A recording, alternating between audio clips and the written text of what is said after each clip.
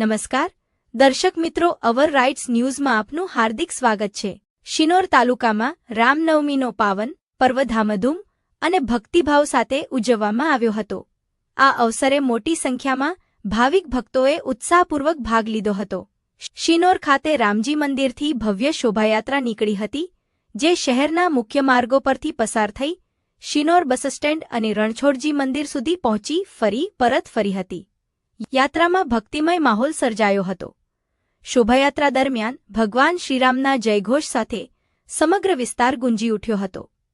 યાત્રામાં વિવિધ ઝાંખીઓ, ધ્વજ અને ભક્તિ ગીતો દ્વારા ધાર્મિક વાતાવરણ ઊભું કરવામાં આવ્યું હતું। ઉત્સવ દરમિયાન કોઈ અનિચ્છનીય બનાવ ન બને તે માટે શિનોર પોલીસે ચુસ્ત બંદોબસ્ત ગોઠવી સુરક્ષાની ખાસ વ્યવસ્થા કરી હતી।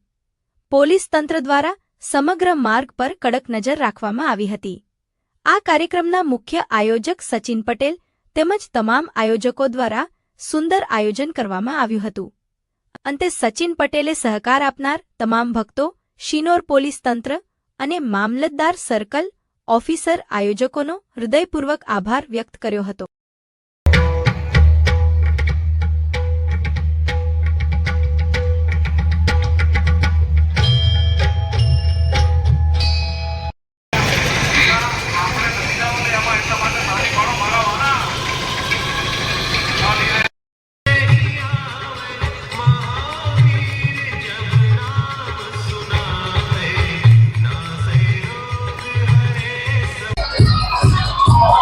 આજે રામનવમી એટલે ભગવાન રામલલ્લા સ્વરૂપે રાજા દશરથ અને માતા કૌશલ્યાના ઘરે ધરતી પર અવતરણ દિવસ।